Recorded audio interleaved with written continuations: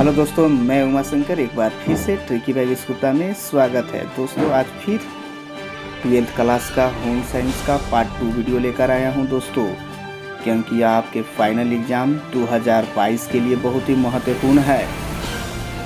तो चलिए दोस्तों, आज मैं आप लोगों को सब्जेक्टिव और ऑब्जेक्टिव का VVI क्वेश्चन लेकर आया हूं। तो चलिए इस बार 400 पार। तो चलिए दोस्तों, आज हम लोग देखते हैं। जैसा कि आप यहाँ स्क्रीन पर देख रहे हैं, यह हमारा 12th क्लास का होम साइंस है, जिसमें VVI क्वेश्चन है दोस्तों, जो गेस्ट पेपर से तैयार किया गया है। यह हमारा पार्ट 2 है, तो यह आपके लिए बहुत ही महत्वपूर्ण है। तो चलिए आज हम लोग आपको मैं VVI ऑब्जेक्टिव के साथ साथ सब्जेक्टिव क्वेश्चन बताने वाला हूँ, क्योंकि सब्जेक्टिव अगर आप जान जाइएगा तो ऑब्जेक्टिव क्वेश्चन को सोल्व या आसानी से उत्तर दे सकते हैं। तो हमारा क्वेश्चन नंबर फर्स्ट है, एग मार्क्स क्या है और इसे कहाँ देखा जा सकता है। क्वेश्चन है, एग मार्क्स क्या है और इसे कहाँ देखा जा सकता है। तो एग मार्क्स से कृषि उत्पादन की गुणवत्ता तथा शुद्धता आकी जाती है, अर्थात इससे गुणवत्ता और शुद्धता को आका जाता है। एग मार्क का अर्थ कृषि विक्रय उत्पादन की गुणवत्ता को उनके आकार, किस्म, उत्पादन, भार, रंग, नमी, वसा की मात्रा तथा दूसरे रासायनिक भौगोलिक लक्षणों तथा दूसरे रासायनिक भौगोलिक लक्षणों द्वारा आका जाता है। एग मार्क वाले उत्पादन फुटकर दुकानों, सुपर बाजार एवं डिपार्टमेंटल स्टोरों से खरीदे जा सकते हैं। इसके बाद क्वेश्चन नंबर 2 है, आहार आयोजन का महत्व समझाइए, अर्थात आहार आयोजन क्या है, इसके क्या महत्व है, उसके बारे में हमको बताना है। तो परिवार के सभी लोगों को उत्तम स्वास्थ्य के लिए आहार की योजना बनाना आहार आयोजन कहलाता है, अर्थात कोई भी चीज़ को खाने के लिए उसको योजनाबंद बनाना ही आहार आयोजन कहलाता है। इसके महत्व क्या है दोस्तों, तो उसके बारे में हम लोग देखते हैं। तो हमारा यहाँ पर महत्व है गृहिणी की शक्ति की बचत, अर्थात गृहिणी की शक्ति का बचत के अंतर्गत आहार आयोजन कर लेने से गृहिणी की शक्ति की बचत होती है, जिससे कम समय में ज़्यादा काम किया जा सकता है। इसके बाद पॉइंट नंबर 2 है, प्रत्येक सदस्यों को पौष्टिक भोजन की प्राप्ति, प्रत्येक सदस्यों को प्रोटीन भोजन की प्राप्ति। आहार आयोजन करते समय गृहिणियों को प्रत्येक सदस्यों का आवश्यकताओं पर ध्यान रखते हैं, जिससे सभी को पौष्टिक तत्व मिल जाता है। इसके बाद पॉइंट नंबर 3 है, समय की बचत। इससे समय की बचत होती है। खाना बनाने के लिए समय नहीं सोचना पड़ता है कि नाश्ता एवं भोजन में क्या लगेगा। इस तरह से हम लोग कर सकते हैं। इसके बाद क्वेश्चन नंबर 3 है, स्तनपान कराने के लाभ बताइए, अर्थात स्तनपान जो माँ का दूध होता है वह क्या है, इससे क्या होता है। तो यहाँ माता का दूध शिशु के लिए सर्वोत्तम आहार है, इसके निम्नलिखित लाभ है। क्या क्या लाभ होता है इसको जानना है, क्योंकि माता का दूध सबसे महत्वपूर्ण दूध होता है। क्योंकि यहाँ दिया हुआ है, यह पचाने में सरल और स्वस्थ होता है, स्वच्छ होता है, यह संक्रमण का कारण नहीं बन सकता, अर्थात माता का दूध सबसे अच्छा होता है। इसके बाद पॉइंट नंबर कह रहा है, प्रारंभिक दूध रोगनाशक क्षमता को प्रदान करता है, सरलता से उपलब्ध होता है। चौथा पॉइंट है, यह संपूर्ण आहार है और भावनात्मक सुरक्षा भी प्रदान करता है, अर्थात माँ का दूध। इसके बाद क्वेश्चन नंबर 4 है, डाकघर के बारे में आप क्या जानते हैं। तो डाकघर अर्थात जैसा कि आप जानते हैं, डाकघर जहाँ पर हम लोग पत्रोत्र कोई भी फॉर्म वहाँ पर जमा करते हैं। डाकघर एक सरकारी संस्था है, यह धन को सुरक्षित रखने का एक अच्छा माध्यम माना जाता है। डाकघर एक सुविधा है जो पत्रों को जमा करने, छांटने, बांटने आदि का कार्य करते हैं। इसमें हम लोग अपने कोई भी एप्लीकेशन या फिर कोई भी लेटर वोटर एक स्थान से दूसरे स्थान तक भेजते हैं, या फिर अपना कोई भी एप्लीकेशन या फिर वैकेंसी वाला फॉर्म को जमा करते हैं तो वह वहाँ पहुँचाता है। इसके बाद क्वेश्चन नंबर 5 है, जीवन बीमा क्या है, परिभाषित कीजिए, अर्थात जीवन बीमा क्या है। जीवन को सुरक्षा करना ही जीवन बीमा होता है। लोग अपने जीवन का भी बीमा करवाते हैं। तो जीवन बीमा बचत एवं वियोग्य का अत्यधिक महत्वपूर्ण साधन है। इसके अंतर्गत बीमादार अपनी आय में से कुछ बचत करके अनिवार्य रूप से एक निश्चित अवधि तक धन विनियोजित करता है। अवधि पूरी होने पर बीमाधार का जमा धन और उस पर अर्जित बोनस प्राप्त होता है। इस योजना की प्रमुख विशेषता यह है कि यदि बीमाधार की आकस्मिक मृत्यु हो जाती है, मतलब मर जाता है, तो बीमाधार द्वारा नामांकित व्यक्ति को बीमा की पूरी राशि बोनस सहित मिल जाती है। इसके अंतर्गत बीमा की अंतर्गत होती है। इसके बाद क्वेश्चन 3 है, प्राथमिक रंग किसे कहते हैं, अर्थात प्राथमिक रंग किसे कहते हैं। तो प्राथमिक रंग जैसा कि आप यहाँ देख रहे हैं, प्राथमिक रंग लाल, पीला और नीला, ये 3 प्राथमिक रंग है। इन्हीं 3 रंगों को के सम्मिश्रित से विभिन्न प्रकार के रंग बनते हैं। द्वितीयक, मध्यवर्ती, तृतीयक एवं चतुर्थ रंग के रंग सभी का निर्माण इन्हीं तीनों रंगों से मिलकर होता है। परंतु इन 3 प्राथमिक रंग ऐसे होते हैं जिन्हें किसी अन्य रंग से नहीं बनाया जाता, अर्थात प्राथमिक रंग लाल, पीला और नीला ही है, जिसे किसी भी रंग से इसे नहीं बनाया जाता। यह स्वयं अपने ही रंग में होते हैं और इसे किसी की सहायता से नहीं बनाया जाता। इसके बाद क्वेश्चन नंबर हमारा 7 है, आंतरिक सजावट से आप क्या समझते हैं, अर्थात आंतरिक सजावट क्या है उसके बारे में हमको डिफाइन करना है। तो यहाँ आंसर हो जाएगा, घर को सजाने संवारने की कला को गृह सज्जा या आंतरिक सज्जा कहते हैं। घर के प्रत्येक चीज को सुंदर एवं सुविधापूर्ण बना देना ताकि यह देखने वाले को अपनी ओर लुभा सके, आकर्षित कर सके, साथ ही कार्यात्मक भी बने रहे। गृह सज्जा और दूसरी शब्दों में सजावट का उद्देश्य न केवल घर का सौंदर्य प्रदान करना है, अपितु घर के अंदर ही अर्थव्यस्त वस्तुओं को इस प्रकार से क्रमबद्ध करके व्यवस्थित रूप देना है ताकि इससे एकता के साथ साथ लय, अनुपात, संतुलन एवं समानता का भाव प्रकट हो। इस तरह से हम लोग अंदर में आंतरिक सजावट कर सकते हैं। इसके बाद क्वेश्चन 8 है, फफूंदी क्या है, भोज्य पदार्थों में इसका लग जाने से क्या होता है, अर्थात फफूंदी जो रोटी वोटी में लग जाता है, कालापन दिखाई देता है, उसमें फफूंदी टाइप के लगता है। तो फफूंदी एक प्रकार का सूक्ष्म जीवाणु होता है जिसका अनाजों को बर्बाद करने वाले सभी सूक्ष्म जीवों में सर्वाधिक महत्वपूर्ण स्थान है। फफूंदी लग जाने से भोज्य पदार्थों का तापमान बढ़ जाता है, इनमें से बदबू आने लगती है, पोषण मूल्य कम हो जाता है, स्वाद बिगड़ जाता है, भोजन जहरीला एवं विषयुक्त हो जाता है। अर्थात जब फफूंदी लगता है तो उसमें से बदबू आने लगता है, उसका स्वाद बेस्वाद हो जाता है, जहरीला पानी टाइप के लगता है। अगर वह भोजन ज़्यादा दिन का खाइएगा तो आप बीमार भी पड़ सकते हैं। इसके बाद क्वेश्चन है, ग्रामीण स्वच्छता से आप क्या समझते हैं, अर्थात ग्रामीण स्वच्छता अर्थात स्वस्थ कैसे रहता है, स्वच्छ कैसे रहता है, उसके बारे में वर्णन करना है। तो ग्रामीण स्वच्छता से तात्पर्य ग्रामीण क्षेत्रों में तरल एवं ठोस अपशिष्ट निपटान, व्यक्तिगत एवं भोजन संबंधी स्वच्छता, घरेलू पर्यावरणीय स्वच्छता, इन सभी को मिला जुला कर प्रयास ग्रामीणों के स्वस्थ रहने में सहायक होती है।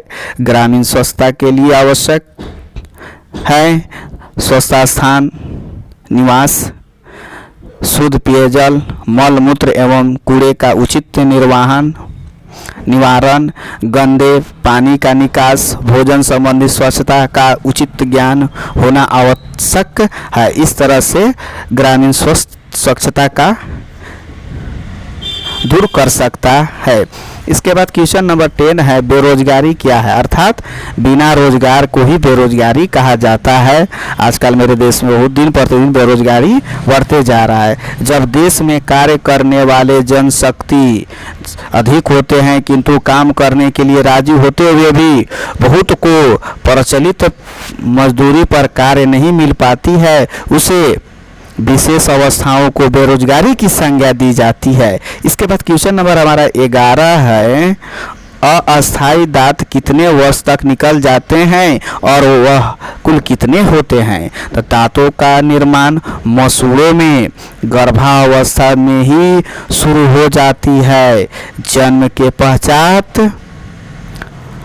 जो जन्म के पश्चात 6 महीने से दांत निकलने शुरू हो जाते हैं एवं 2 वर्ष तक सभी दांत निकल जाते हैं। यह दांत अस्थायी होते हैं, वे उनकी संख्या 20 होती है, अर्थात अस्थायी जो दोबारा दूध का दांत जिसे बोलते हैं वो 2 वर्ष तक सभी दांतें निकल जाती है, बच्चा का सभी दांतें निकल जाती है, जिसकी संख्या कितनी होती है 20 अर्थात 20 होती है,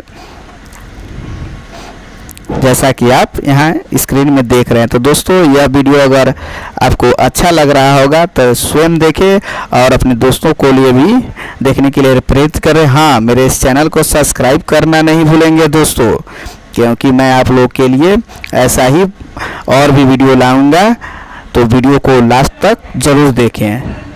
क्वेश्चन नंबर 12 है, वस्त्र क्यों आवश्यक है, अर्थात किसी भी मानव जीवन के लिए वस्त्र क्यों आवश्यक है। तो यहाँ दिया हुआ है, वस्त्र मानव के लिए निम्न कारणों से आवश्यक है। शरीर की सुरक्षा, व्यक्तियों की पहचान, जीवन में विभिन्नता, सामाजिक विकास, मानसिक विकास, सौंदर्य में निखार, इन सभी के लिए हमें वस्त्र की आवश्यकता है, क्योंकि बिना वस्त्र के हम लोग नहीं रह सकते हैं।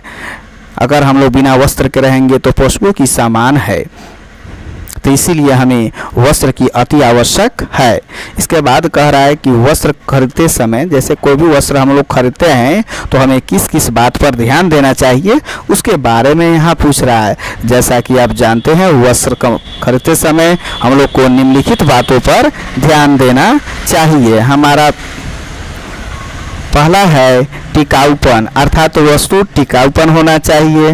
रंग का पक्कापन, अर्थात उसका रंग अच्छा होना चाहिए, ये नहीं कि डिस्कलर हो जाए। इसके बाद सिल्वर और रोधकता, धोने की सुविधा, अर्थात कोई भी वस्तु लेते हैं तो उसके देखना होगा कि वह हमारे लायक है या नहीं है, धोने की सुविधा मेरे पास है कि नहीं है।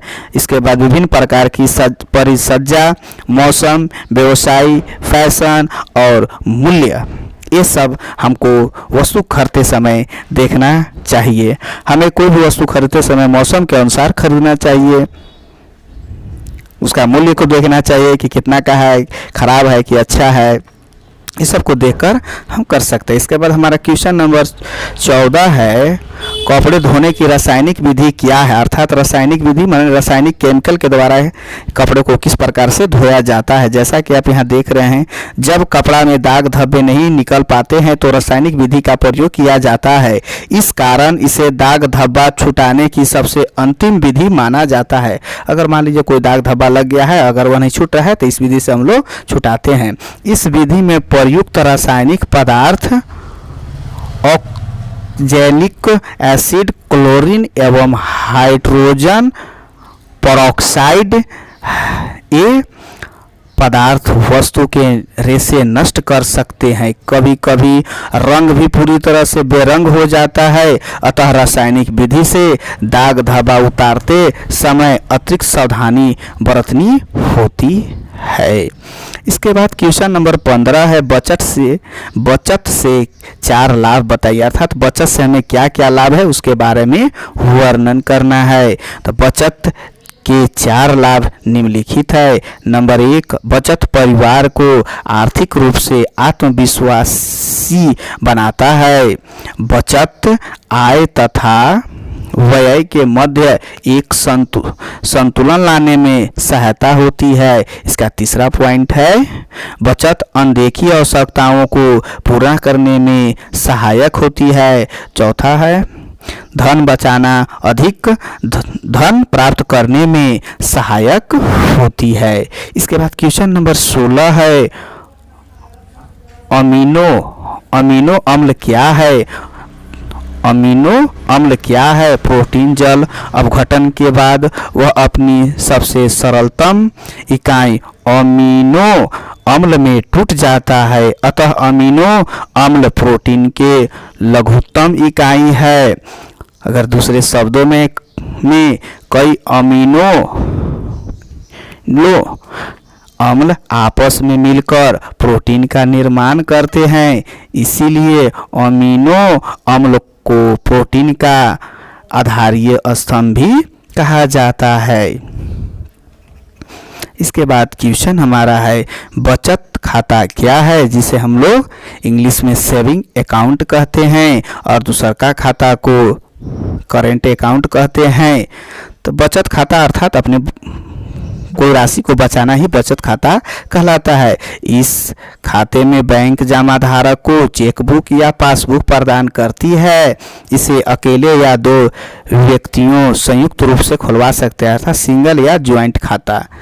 बैंक निश्चित दर पर जमा राशि पर ब्याज देती है। सैलरी अकाउंट उसी प्रकार के खाते के अंतर्गत आता है। यह खाता साधारण स्थिति वाले व्यक्तियों के लिए सुलभ और लाभप्रद है। अर्थात बचत खाता में बचत के लिए ही खुलाया जाता है। इससे हमें कुछ धनराशि जो जमा करते हैं उसका ब्याज भी मिलता है। क्वेश्चन नंबर हमारा 18 है हेपेटाइटिस बी का टीके पर संक्षिप्त में वर्णन कीजिए। अर्थात हेपेटाइटिस बी क्या है उसको टीका को संक्षिप्त में वर्णन करना है। हेपेटाइटिस बी का टीका यकृत को प्रभावित कर पीलिया नामक रोग उत्पन्न करने वाले विषाणुओं से सुरक्षा प्रदान करती है। यह वायरस दूषित सुई, सिरिंज, शेविंग रेजर तथा रक्त परिवर्तन द्वारा फैलता है। चूँकि विषाणु दूसरे जीव वैज्ञानिकों द्वारा जैसे रक्त मुक्त रक्त स्थान आदि में पाया जाता है। यह भौगोलिक मार्ग तथा आंतरिक संक्रमण द्वारा भी हो सकता है। यह एक गंभीर रोग है। पहली खुराक जन्म के समय, दूसरी 1 से 2 माह बाद और तीसरी पहली खुराक के 6 से 8 माह बाद दी जाती है। हेपेटाइटिस बी के लिए यह टीका बहुत ही आवश्यक है। तो दोस्तों यह वीडियो अगर आपको अच्छा लगा होगा तो इस वीडियो को ज़रूर से ज़रूर शेयर करेंगे और हाँ, मेरे इस चैनल को सब्सक्राइब करना नहीं भूलेंगे, क्योंकि यह आपके लिए बहुत ही महत्वपूर्ण है। यह जैसा कि आप यहाँ देख रहे हैं, यह हमारा पार्ट 2 है और इसका पार्ट 1 का होम साइंस का पार्ट 1 का हम अपने चैनल में भी देख सकते हैं, या फिर इसका लिंक मैं अपने इस वीडियो में भी दे दिए हैं, आप देख सकते हैं। तो हो सकता है दोस्तों यह आपको वीडियो बहुत अच्छा लगा होगा। अगर अच्छा लगा होगा तो इस चैनल को सब्सक्राइब करें, शेयर करें। फिर मिलेंगे नेक्स्ट वीडियो में। Thank you, best of luck, जय हिंद।